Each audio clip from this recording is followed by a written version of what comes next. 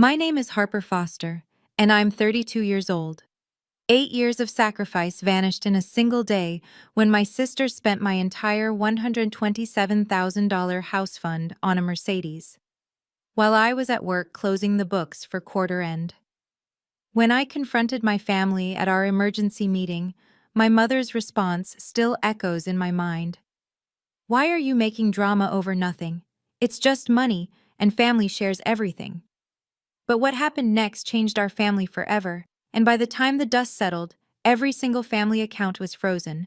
My sister's Mercedes was repossessed, and I held documents that proved I controlled everything, documents they never knew existed. Before I share how one decision by my grandfather 3 years ago gave me the power to stop my family's financial abuse, please take a moment to like and subscribe, but only if you genuinely enjoy this story. I'd love to know where you're watching from and what time it is in your corner of the world. Drop a comment below. Now, let me take you back to that Friday evening when everything unraveled. The Golden Dragon restaurant had been our family's gathering spot for 20 years. Every celebration, every crisis, we'd solved them all over their famous Peking duck. But that Friday at 7 p.m. felt different the moment I walked through those red lacquered doors. 20 relatives were already seated at the long banquet table. My aunts whispered behind their hands. My uncles avoided eye contact. Even my cousins, usually glued to their phones, watched me with an uncomfortable intensity. Mom stood at the head of the table, her pearls catching the chandelier light. She'd worn her important announcement outfit, the navy suit she saved for church and funerals. Dad sat beside her, hands folded, studying the tablecloth like it held the secrets of the universe. And then there was Mia. My 26-year-old sister sat directly across from where I'd be sitting, spinning a key fob between her manicured fingers. The Mercedes logo caught the light with each rotation. She didn't even try to hide her smirk. "Harper, finally," Mom said, gesturing to the empty chair. "We've been waiting." I remained standing. "Where's my money?" The restaurant's ambient chatter seemed to pause. Our waiter froze mid-pour at the next table. Mom's laugh was practiced, performative. "Sweetheart, that's what we're here to discuss, as a family." "There's nothing to discuss. That was my house down payment." "Which you kept in a joint account," Mom reminded me, her voice patient, like she was explaining something to a child. "An account I'm on, for emergencies." "A Mercedes isn't an emergency." Mia finally spoke, her voice dripping with fake sweetness. "It is when you need a car for job interviews. Or would you prefer I stay unemployed forever?" Aunt Susan nodded approvingly. "She has a point, Harper. Young people need reliable transportation." She could have bought a Honda for $20,000. "But the Mercedes was such a good deal," Mia protested. "Fully loaded, only 2 years old. With my money." Mom raised her hand for silence. "Harper makes good money, 6 figures at that accounting firm. She can save up again." She looked around the table, gathering support. "Family helps family. That's how we've always done things." The relatives murmured agreement. Of course they did. They'd been living off this philosophy for years, just never to this extent. My phone buzzed. A text preview flashed on the screen, but I couldn't read it yet. Not with 20 pairs of eyes watching my every move. 8 years. That's how long I'd been the family ATM. It started small after college. "Harper, can you cover dinner? You make the most." Then it escalated. "Harper, your cousin needs books for school." "Harper, the roof needs fixing, and you're the only one who's liquid." They called me the calculator behind my back. Mom's favorite phrase was, "Harper's too rigid. She needs to learn that love doesn't keep receipts." But love, apparently, did keep taking withdrawals. Every family gathering followed the same script. I'd arrive to find a new crisis that somehow required my checkbook. Dad's car needed transmission work, $3,000. Mia's laptop died during finals, $2,000. Mom's dental emergency, $5,000. Always emergencies, never anyone else's responsibility. "You're so blessed with that corporate job," Aunt Linda would say, patting my hand while eyeing my designer bag. the one luxury I'd allowed myself in 2 years. God provides for those who share. The joint account had been Mom's idea 3 years ago. For convenience, she'd said. So I can help manage your finances. You work such long hours. I'd agreed because Grandpa was dying, and I didn't have energy to fight. Between hospice visits and working 60-hour weeks to make senior accountant, I'd simply added her name and moved on. That was my first mistake. My second was telling Mom about the house fund. "I'm so proud of you," she'd said, tears in her eyes. "Your grandfather would be thrilled." Now, sitting in this restaurant, watching Mia flaunt those keys while Mom orchestrated this public ambush, I finally understood. I wasn't family to them. I was a resource, a walking bank account with daughter and sister labels slapped on for easier access. My phone buzzed again. This time, I looked. "She's being dramatic as usual," Mia announced to the table, loud enough for nearby diners to hear. "This is why she's still single at 32. No man wants a woman who counts pennies." Uncle Mike chuckled. "Money's meant to be spent, Harper. What good is it sitting in an account?" "It was for a house," I said quietly. "You can rent," Cousin Jessica chimed in. "Lots of people rent forever."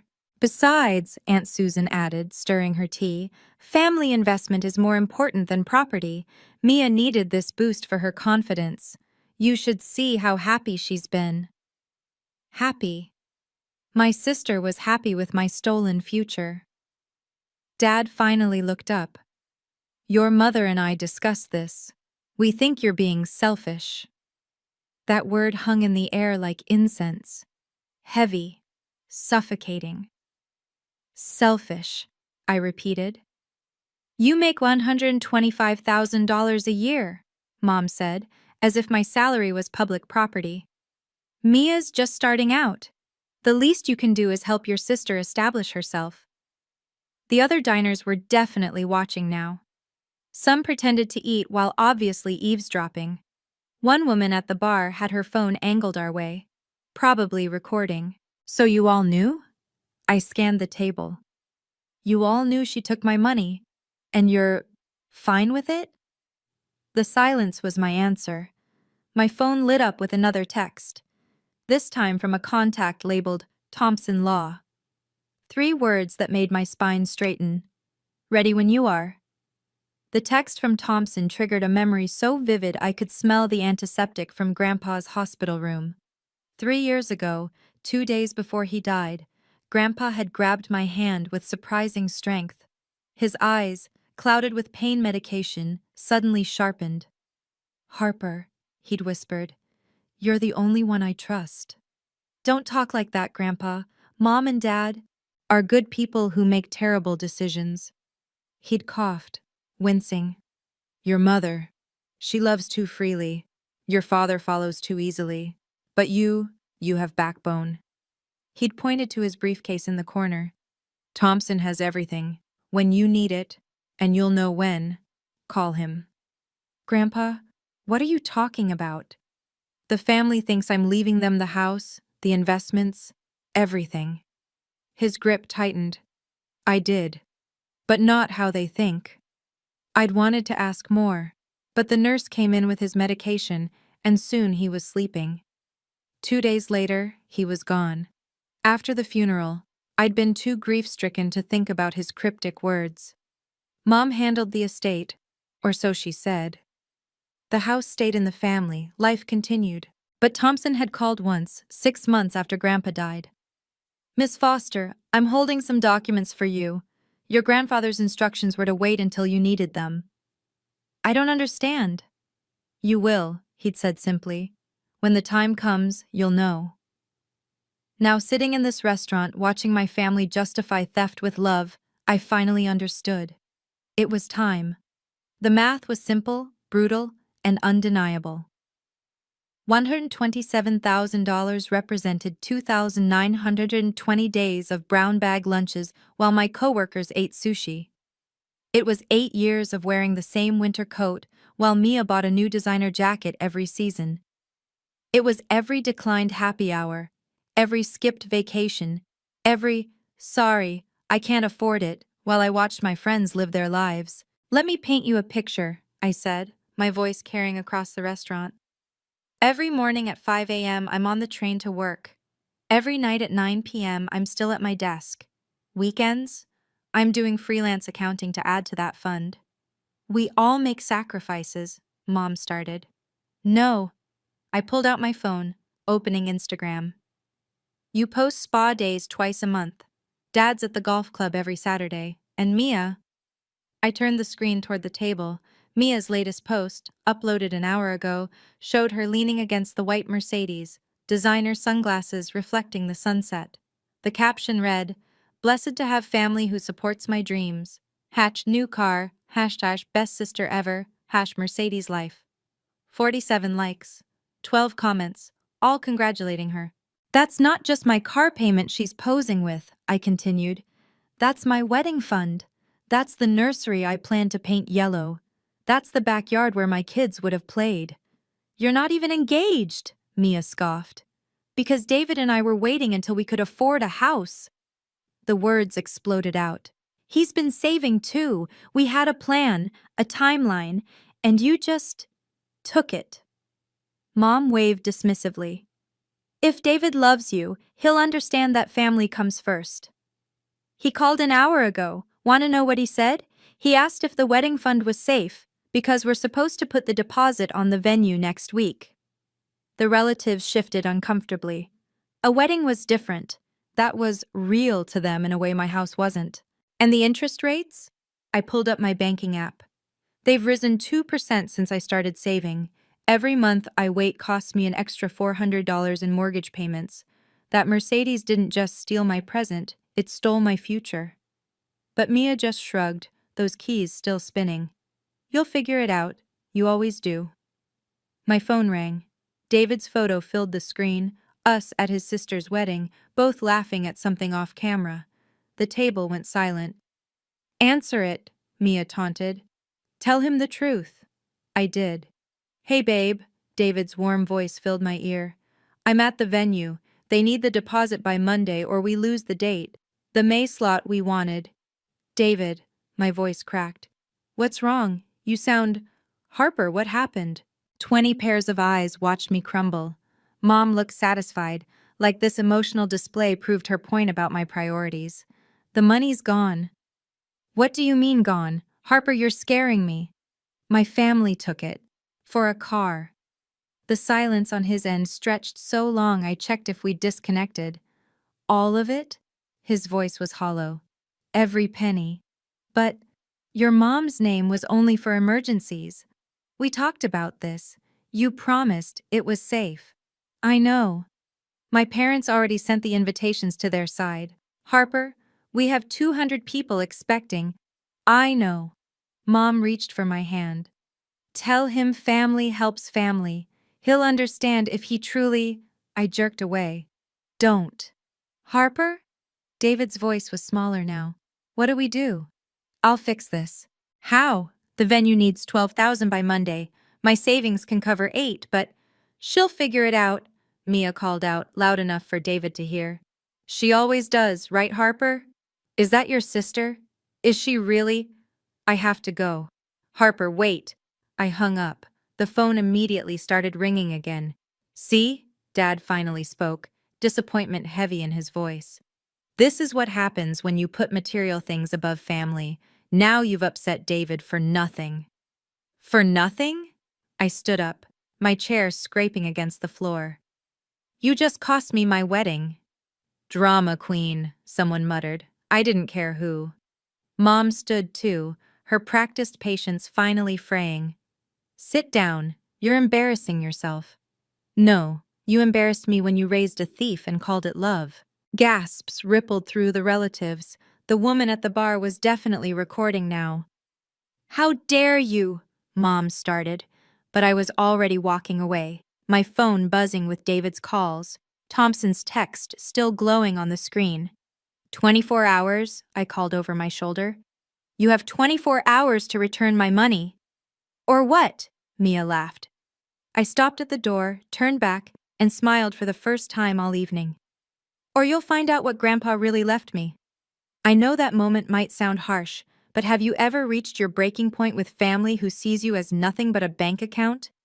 If you've been there, comment boundaries below. If you think I was too harsh, comment family and tell me why. I'm curious. What would you have done in my situation? Would you have walked away like I did? Or would you have handled it differently? Before we continue to the confrontation that changed everything, please hit that like button if you want to see people stand up for themselves, and subscribe if you believe in justice being served. Now, let me tell you what happened in those 24 hours. Saturday morning, 9 a.m. They showed up as a unit. I watched through my apartment's security camera as Mom, Dad, and Mia stood in the hallway. Mom had her war outfit on, the red blazer she wore to parent-teacher conferences when she planned to fight. Dad carried his tablet, probably loaded with guilt trip photos. Mia was live streaming. "Open up, Harper!" Mom's fist connected with my door. "We need to talk like adults." I opened the door but didn't invite them in. "Where's my money?" "This is ridiculous," Mom pushed past me. "We're family." They filed into my living room. My space, my rules. Mia immediately started narrating to her phone. "So we're at my sister's bougie apartment where she lives alone because she's too selfish to turn it off or leave. It's my property," she smirked. "Free speech. Then freely speak outside." Dad set his tablet on my coffee table, queued up to a slideshow. "Harper, look, remember this? Photos of family Christmases, birthdays, graduations, all designed to break me." "I remember. I paid for most of those parties." "That's not the point." "Then what is?" Mom sat on my couch uninvited. "The point is we're family, and family doesn't steal." "It wasn't stealing," Mia protested to her audience. "The account had Mom's name on it. For emergencies. This was an emergency. A Mercedes is not..." "Enough!" Mom stood up. "You want the money? Fine. We'll set up a payment plan. Mia will pay you back." "When?" "When she gets a job." "Which is when?" Silence. "That's what I thought." I pulled out my phone. "Thompson? Yes, I'm ready. 1 hour? Perfect." Mom's face paled. "Who's Thompson?" "Grandpa's lawyer." The live stream suddenly ended. "What lawyer?" Dad's voice cracked. "Your mother handled the estate." "Did she?" I walked to my desk, maintaining eye contact. "Did she tell you about the meeting Grandpa had with Thompson 2 weeks before he died?" Mom's hand went to her pearls, her tell when nervous. "There was no meeting. August 15th, 3 years ago, Grandpa changed everything." "You're bluffing." But Mia's voice wavered. "Am I?" I opened my laptop, pulling up emails. "Thompson's been waiting for my call for 3 years." The room felt smaller suddenly. Dad sank into a chair. "Linda, what's she talking about?" "Nothing. She's making things up." But Mom's fingers were white around those pearls. "Grandpa knew," I said quietly. "He knew about the family taking advantage. He knew about Mom's spending, he knew about Mia's entitlement, and he knew about Dad's weakness." "How dare!" "He told me I was the only one he trusted, the only one who understood the value of $1. My phone buzzed. "Thompson. Documents ready, bringing witnesses." "Witnesses?" Mia grabbed Mom's arm. "What witnesses?" "The legal kind." I closed my laptop. "You have 45 minutes to transfer my money back." "We can't." Mom's composure finally cracked. "It's already in the dealer's name." "Then you better call them."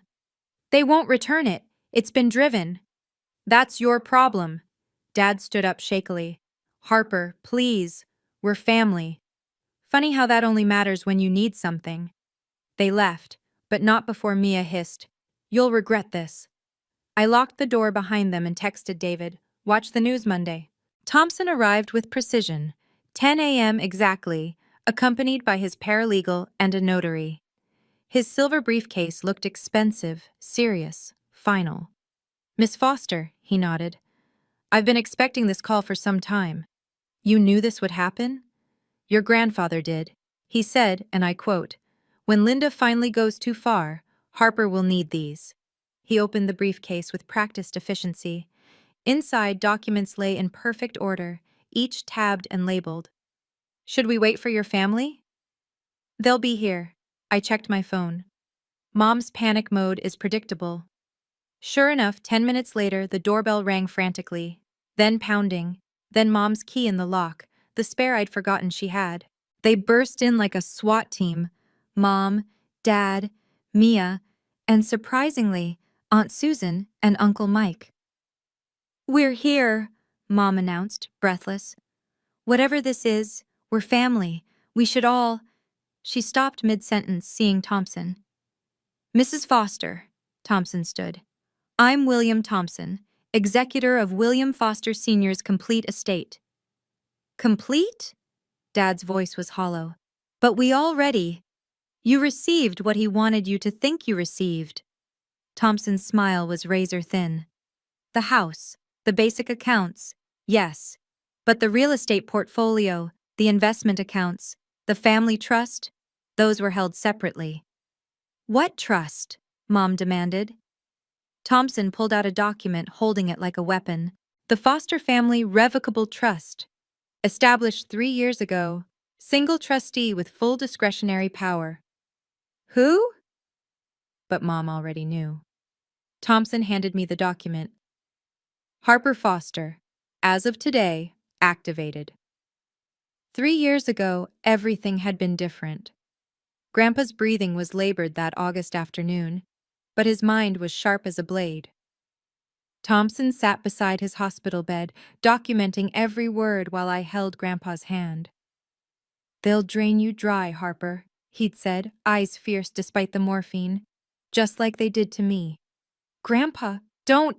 Listen. His grip tightened. Your grandmother left me comfortable. I built it into wealth. And what did they do? Your mother spent $40,000 on a kitchen renovation while I was in chemotherapy. Claimed it was for my comfort. I hadn't known that. Your father invested $60,000 of my money in his friend's restaurant. Never asked. Just took it from the joint account. The restaurant failed in 6 months. Thompson had been taking notes, recording everything. But you, Grandpa's eyes softened, you asked to borrow $5,000 for college, paid back every cent with interest I didn't ask for. It was your money. Exactly. You understood that. He gestured to Thompson. Show her. Thompson had pulled out a folder. The trust documents. You'll inherit control of everything. The real estate holdings, the investment portfolio, the offshore accounts. Offshore? Legal. Declared, but protected. Grandpa had smiled then. $2 million in real estate. $3 million in investments. All generating income they don't know exists. Why not just tell them?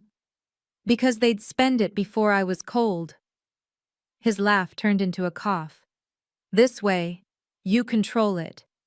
You decide who gets what, when, and why. Make them earn it, Harper. Make them respect it. They'll hate me. They'll learn, or they'll get nothing. Now, standing in my apartment, watching their faces cycle through shock, I finally understood the weight of that responsibility. Back in my apartment, I opened my laptop while everyone watched in stunned silence. Let me show you something interesting, I said, pulling up the family accounts. Mom, you're listed as co-owner on several accounts, right? Yes, joint accounts with your father and... Wrong. You're listed as an authorized user. Very different legally. I turned the screen toward them. Grandpa structured it this way on purpose. You could deposit and withdraw, but you never had ownership. Thompson nodded. Clever structure. Gave the illusion of control without actual power. But I've been managing those accounts for years, Mom protested. Managing? Yes. Owning? No. I clicked through to the trust interface. Watch this. I typed in my credentials. One by one, account statuses changed. Foster family. Checking. Frozen. Foster investment portfolio. Frozen Foster. Emergency fund. Frozen. Linda Foster. Credit card. Suspended. Robert Foster credit card. Suspended. Mom grabbed her phone, frantically opening her banking app. It says, it says access denied. That's impossible. Dad tried his phone. Same result. The house, Mia whispered. What about the house? Thompson cleared his throat. The house is held in trust. Harper can initiate eviction proceedings if she chooses. Eviction? Mom screamed. From our own home? Technically, Thompson said mildly. It's Harper's home. You're tenants at will. I watched Mia's face crumble as she opened her credit card app, the one linked to Mom's account. My cards declined too. Declined. That's fraud. Uncle Mike stepped forward. You can't just... Actually, I can. I pulled up the trust documents. Page 47, Section 12. The trustee has absolute discretion in managing trust assets for the benefit of beneficiaries. We're the beneficiaries, Mom cried. Are you? I smiled. Show me where it says that. Sunday morning, Mia's Instagram meltdown went viral. My sister is insane, she screamed at her phone camera, mascara streaming. She's trying to make us homeless. 50,000 views in 2 hours. The comments started supportive until people did the math. Wait, you stole $127K from your sister? Girl, you bought a Mercedes with her house fund? This is the sister who's been paying your bills for years? Someone found my LinkedIn, then my company bio, then the detail that mattered. Senior forensic accountant, corporate fraud division. Your sister investigates financial crimes for a living and you stole from her? The tide turned fast.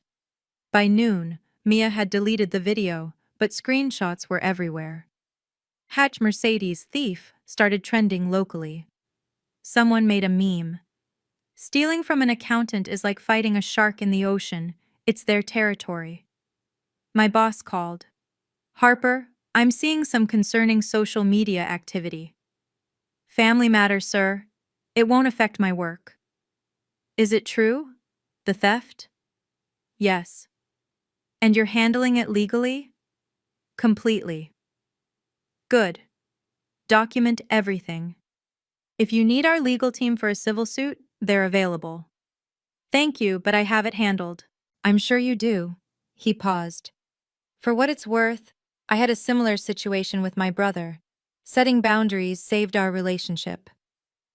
Mom called 17 times. Dad sent 12 texts. Mia tried to go live again, but her account had been reported so many times that Instagram temporarily suspended her. The Mercedes dealership called me directly. Apparently someone had alerted them to potential fraud. Miss Foster, we've been informed the vehicle purchased on Friday may have been bought with stolen funds. That's correct. We'll need to discuss retrieval. My lawyer will be in touch Monday. The spiral was beginning. Mom's breakdown came via voicemail at 2 a.m. Monday morning. Harper, please, I can't buy groceries. The gas station declined my card. Your father's blood pressure medication. The pharmacy won't fill it without payment. This has gone too far. Then Dad, an hour later. Your mother's crying. She hasn't slept. Is this what you wanted? To destroy your family? Your grandfather would be ashamed. But the one that almost broke me was from David. Harper, I don't understand what's happening, but your mom called my mother. She's telling everyone you've lost your mind. My parents are worried. Can we please talk? I texted him back. Come to Thompson's office at noon. Bring your parents if they want answers. Then I saw Mia's final attempt, a GoFundMe page. Help my family survive my sister's revenge. Goal, $50,000 raised, 0. The description was a masterpiece of manipulation, painting me as a vindictive sister jealous of her success. She forgot one detail. Our mutual friends knew the truth. The comments were brutal. Mia, you literally posted pics with the car you bought using Harper's money. Girl, get a job. This is embarrassing. Delete this. By 6 a.m., she'd taken it down. Thompson emailed. Your family has contacted 3 other law firms trying to contest the trust. None will take the case. The documents are ironclad. I responded, Good. Set the meeting for 11 a.m. Tell them if they're late, the offer changes. What offer? They'll find out. Thompson's email was brief. Documents prepared. Your family has agreed to 11 a.m. I dressed carefully. My best suit, the one I wore to board presentations. Professional. Untouchable. David texted. I'll be there. We need to talk after. The paralegal, Jennifer, had everything arranged in conference room A. 20 copies of each document, a court reporter, 2 witnesses from Thompson's firm. This is official? I asked. As official as it gets without a judge, Thompson confirmed. Your grandfather insisted on this level of documentation. He said, Make it bulletproof, I finished. He knew this day would come. He did. He also left you this. Thompson handed me a sealed envelope. His instructions were to give it to you before the meeting. My name was written in Grandpa's shaky handwriting. Inside, a single paragraph. Harper, they'll call you cold, heartless, cruel. Let them. You're none of those things. You're the guardian I chose because you understand that love without boundaries becomes exploitation. Don't give them everything. Make them earn it. Make them grow. That's the real gift. Stand strong. Grandpa. I folded the letter, put it in my pocket, and checked the time. 10:45 a.m. They'll be here soon, Thompson said. Are you ready? I've been ready for 3 years. Jennifer knocked. They're in the lobby, all of them. All?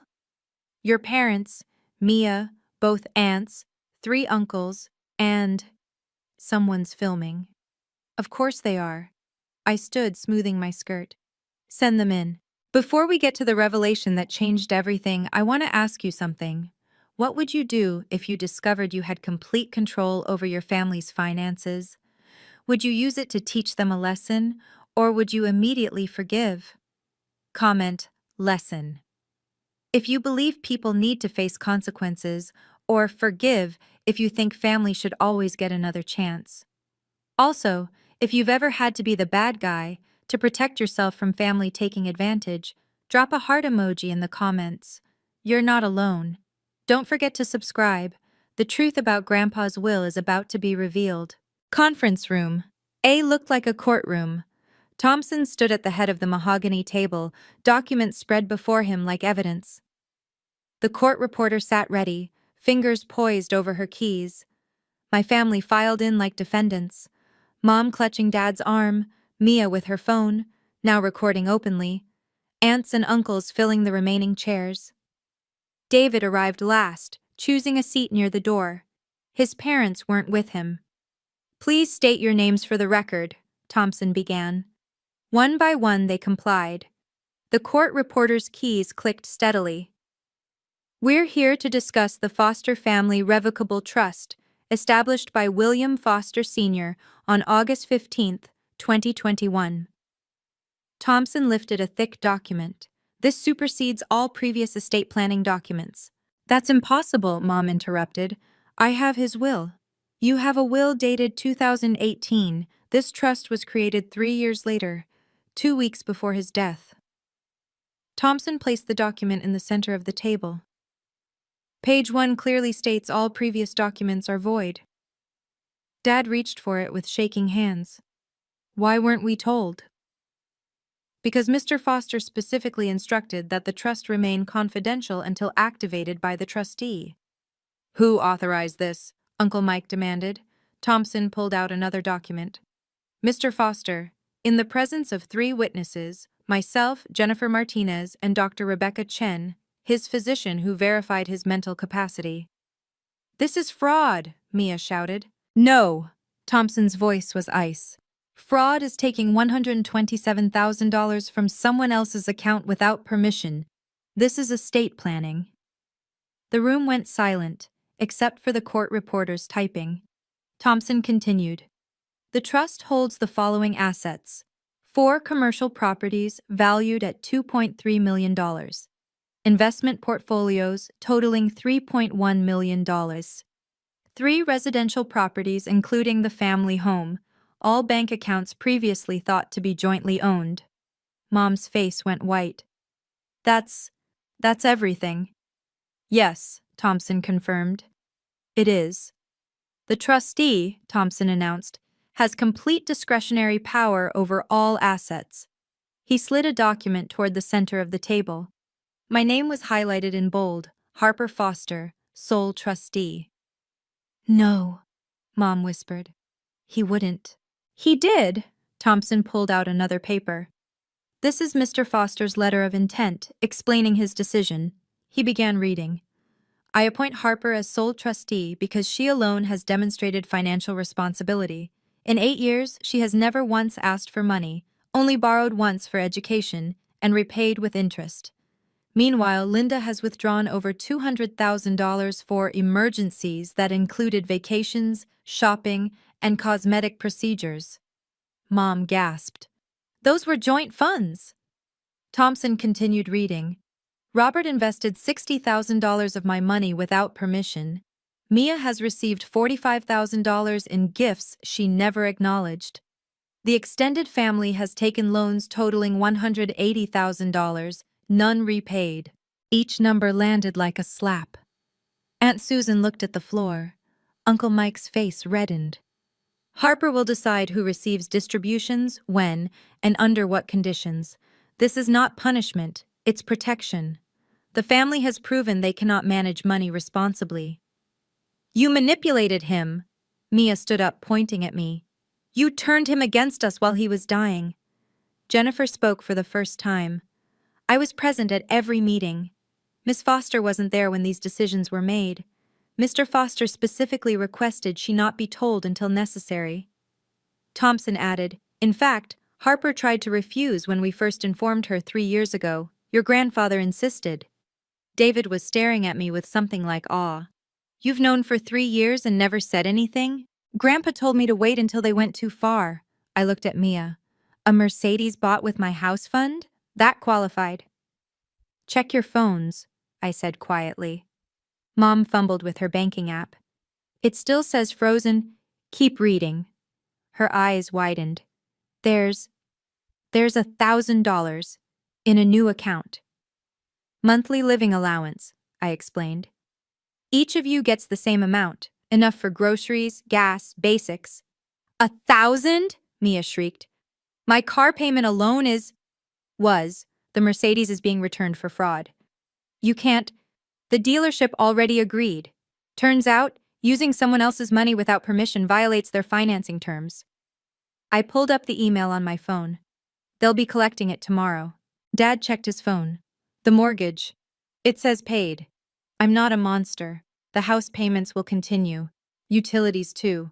But the credit cards, the shopping accounts, the country club membership, those are gone. This is imprisonment. Mom stood up, shaking. You're controlling us. No, I'm teaching you what Grandpa wanted you to learn, how to budget. Uncle Mike laughed bitterly. And what about the rest of us? Same deal. Those who owe money to the estate will have payment plans created. Miss a payment, lose your allowance. You're enjoying this, Aunt Susan accused. I'm not. And I meant it. But I'm done being the family ATM. You want more than the allowance? Earn it. How? Mia demanded. Get a job. Keep it for 6 months. Show me pay stubs, and I'll match your savings dollar for dollar. That's humiliating. That's life. The court reporter's fingers flew across her keys, documenting every word. Thompson cleared his throat. There's one more matter. The letter. He handed me an envelope marked Final Terms. Inside, Grandpa's last surprise. I read Grandpa's final terms aloud. The trust includes a performance clause. Family members who meet specific conditions will receive their inheritance. Those who don't, forfeit it to charity. What conditions? Dad asked weakly. I continued. 1. Maintain steady employment for 12 consecutive months. 2. Complete financial literacy courses. I've already paid for them. 3. No requests for money outside the monthly allowance. 4. Repay any outstanding debts to the trust. And if we refuse? Mom's voice was hollow. Then in 5 years, everything goes to the Houston Foundation for Financial Literacy. Silence. Thompson spoke up. The Mercedes situation, however, requires immediate action. He placed a document in front of Mia. Sign this, acknowledging the fraudulent purchase, or face criminal charges. Criminal? Mia's phone clattered to the table. You accessed an account without the owner's permission and made a major purchase. That's wire fraud. David finally spoke. Harper, is this really necessary? I turned to him. They stole our wedding fund, our house fund, 8 years of our future. I know, but no buts. I pulled out my phone, showing him the text Mia sent me last month. Must be nice being rich. Some of us deserve nice things too. She knew what she was doing, I continued. Mom knew, Dad knew. They just thought I'd roll over like always. Thompson interrupted. Miss Foster, would you like to explain the clemency clause? I nodded. If Mia returns the car voluntarily, gets a job within 30 days, and maintains it for 6 months, I won't press charges. She'll also receive a bonus, enough for a reasonable used car. And if she doesn't? Then the district attorney gets involved. I looked at Mia. I've already consulted with them. They're very interested in a case involving $127,000. Mia grabbed the pen, signing frantically. Mom was crying now. Real tears, not manipulation. Harper, she whispered, we're your family. Yes, I agreed, which is why you're getting a second chance. Most fraud victims don't offer that. Let me be clear about the terms, I said, standing now, commanding the room like I did during board presentations. Mom and Dad, you keep the house, but it's in trust. You can't sell it, can't borrow against it, can't do anything without my approval. Try to, and you're out. They nodded mutely. Mia, you have 30 days to find employment. Any employment. Fast food, retail, I don't care. 6 months of steady work, and I'll match your savings up to $10,000. Enough for a decent car and a start on your own apartment. My own apartment? You're 26. Time to leave the nest. But those are the terms. I turned to the aunts and uncles. As for the extended family, your loans are now official. Interest-free if you make regular payments. Default, and I'll sell the debt to collections. Uncle Mike stood up. You can't treat us like what? Borrowers? That's what you are. I pulled out a folder. Mike, you borrowed $40,000 for a business opportunity 5 years ago. Never paid back a cent. Susan, $25,000 for your son's wedding. Also unpaid. Should I continue? They sat back down. Here's what's going to happen, I continued. Everyone gets financial counseling. Everyone gets a budget. Everyone learns to live within their means. In 1 year, if you've all complied, I'll release additional funds, enough to significantly improve your lives. How much? Mia asked. 50,000 each, but only if everyone succeeds. One person fails, nobody gets it. The room erupted. That's not fair. You're forcing us to police each other. This is manipulation. No, I said calmly. It's accountability. Something this family has never had. Thompson added, these terms are extremely generous. Most trustees would simply maintain the status quo indefinitely. Why? Mom asked me directly. Why are you doing this? Because Grandpa was right. You don't respect money you didn't earn, so now you'll earn it. Within 48 hours, Mia's life imploded spectacularly. The Mercedes was repossessed Tuesday morning. She tried to live stream it, playing victim, but the comments were brutal. Girl, you stole that car. Your sister is a saint for not pressing charges. Get a job, maybe? Her follower count dropped from 15K to 3K in 2 days. Brands that had sent her PR packages demanded them back. Her influencer career was over. but the real vindication came from my company. Harper, my boss called Wednesday morning. I've been following the situation. Legal says you handled it perfectly. Thank you, sir. We have a position opening, Senior Director of Forensic Accounting. Interested? That's a partner track position. You've proven you can handle complex financial situations and family politics. That's exactly what we need. The raise was $50,000, enough to rebuild my house fund in 2 years instead of 8. David and I met for coffee that afternoon. Your family's calling you heartless, he said. I know. My parents think you're brilliant. I looked up, surprised. My mom especially. She said anyone who can manage that situation without losing their cool is exactly who she wants in the family. He took my hand. The venue will hold our date for 6 months. I'll cover it until you rebuild your fund. David, no arguments. We're a team. Meanwhile, Mom discovered something interesting. Living on $1,000 a month was possible. She started shopping at regular grocery stores instead of Whole Foods. Dad canceled his golf membership without being asked. They were learning. The family group chat, usually full of requests for money, went silent. For the first time in 8 years, nobody asked me for anything. Thursday afternoon, the Mercedes was officially returned. Mia had to hand over the keys herself at the dealership. It's humiliating, she texted me. It's consequences, I replied. But something unexpected happened. The finance manager pulled her aside after. We have an opening in our customer service department, he said. Entry level, but with commission. Your sister mentioned you needed employment. My sister? She called yesterday, said you were looking for a fresh start. Mia got the job, $15 an hour plus commission. Not Instagram money, but honest money. Dad started driving for Uber. It's actually nice, he told me. Meeting people, no pressure, made $200 yesterday. Mom was the surprise.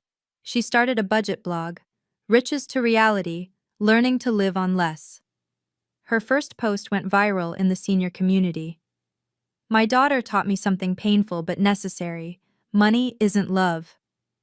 The aunts and uncles set up payment plans, small amounts but consistent. Uncle Mike even sold his boat to pay down his debt faster. I haven't slept this well in years, he admitted. Not owing money, it's freedom. But it was Grandpa's lawyer who said it best. Your grandfather would be proud, not because you were harsh, but because you were fair. You gave them what he couldn't, consequences with compassion. Friday morning, I found a note under my door from Mia. I hate this, but maybe I needed it. Thank you for not pressing charges. I start Monday. It wasn't an apology, but it was a beginning. Saturday evening, Mom asked to meet at a coffee shop. Neutral territory. She looked different. Older maybe, or just tired of pretending. I've been thinking about your grandfather, she started. He tried to tell me once. Said I was teaching you kids that money grew on trees. What did you say? That family was more important than money, she laughed bitterly. But I wasn't teaching family values, I was teaching entitlement. Mom. No, let me finish. I accessed your account because I thought I had the right. You were successful, so you owed us. That's not love, it's exploitation. She pulled out an envelope. I sold my jewelry. It's only $8,000, but it's a start on paying you back. The trust handles repayment. This is separate. This is mother to daughter, an apology. I took the envelope, feeling its weight. I need you to know something, she continued. Your father and we're getting counseling, financial and marriage. We've been using money to avoid talking about real problems. Such as? Your father's depression after retirement, my shopping addiction, Mia's failure to launch. We threw money at problems instead of facing them. And now we can't afford to pretend. She stood to leave, then turned back. Harper, your grandfather left you more than money. He left you his backbone. Use it wisely. After she left, I opened the envelope. Inside, along with the check, was a photo. Grandpa and me at my college graduation. On the back, in Mom's handwriting, he always knew you were the strong one. 6 months later, everything had changed. Mia kept her job at the dealership. She was actually good at it. Her social media skills translated into customer service. She'd saved $4,000, and I matched it as promised. She bought a used Honda Civic and moved into her own apartment. "It's tiny," she told me, "but it's mine." Mom's blog had 10,000 subscribers. She'd turned budgeting into content, and companies were offering small sponsorships. "Ironic," she said. "I'm making money by learning not to spend it." Dad drove Uber part-time and taught senior swimming at the Y. "Structure," he said. I needed structure. The extended family had paid down $75,000 in debts collectively.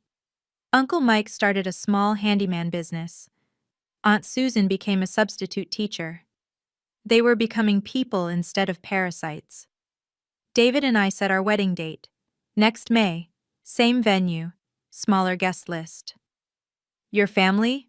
the coordinator asked. "They'll be there," I said, "but they're not paying." At our monthly family dinner, now at Mom's house, potluck style, Mia raised her water glass. "To Harper," she said, "who loved us enough to let us fail." "And learn," Mom added. "And grow," Dad finished. They all looked at me expectantly. "To Grandpa," I said instead. "Who knew that sometimes the greatest gift isn't what you give, it's what you make people earn?" Later, as I drove home, I passed the bank where I'd kept my house fund. The account was growing again, faster now, with my promotion and no family drainage. But the real wealth wasn't in the numbers. It was in the boundaries. Looking back now, I realize Grandpa's final gift wasn't the money or the control. It was the permission to stop enabling. That house fund I thought I'd lost? I rebuilt it in 18 months with my new salary. David and I closed on a beautiful craftsman home last month. Mia helped us move. Actually helped, not supervised while texting. The trust remains in place, but I've loosened some restrictions. Mom and Dad can access their retirement funds now, with oversight. The aunts and uncles are ahead on their payment plans. Everyone attended the mandatory financial literacy courses, even Uncle Mike, who claimed he knew everything already. He thanked me afterward. "I didn't know what compound interest was," he admitted. "At 62 years old, I finally understand money. But here's what I want you to understand. Setting boundaries isn't cruel. It's necessary. Love without limits becomes exploitation. Help without accountability becomes enabling. Your family might call you selfish, heartless, cold. Let them. You know the truth, that real love sometimes means saying no, that protecting yourself isn't selfish, it's survival. Grandpa knew this. He watched his family drain him for years before taking action. His only regret, according to Thompson, was not doing it sooner. "Don't wait until you're dying to teach them," he'd written in one letter. "Do it while you can watch them grow." So I did. And they grew. Are we perfect now? No. Mia still makes snippy comments about her Honda. Mom occasionally mourns her designer bags. Dad misses his golf club. But we're real now. We're honest. We're family who respects each other's boundaries. And that Mercedes? The dealership has it on the lot again, marked down significantly. I think about buying it sometimes. Then I remember, some lessons are too expensive to forget. Thank you for listening to my story. I know it was intense, but sometimes the hardest boundaries to set are with the people we love most. If you've ever had to be the bad guy to protect your financial future, drop a comment below. What boundaries did you set? How did your family react? And if you're struggling with family taking advantage of your success, remember, you're not obligated to set yourself on fire to keep others warm. Please like this video if it resonated with you, and subscribe for more stories about standing up for yourself. What boundaries do you need to set today?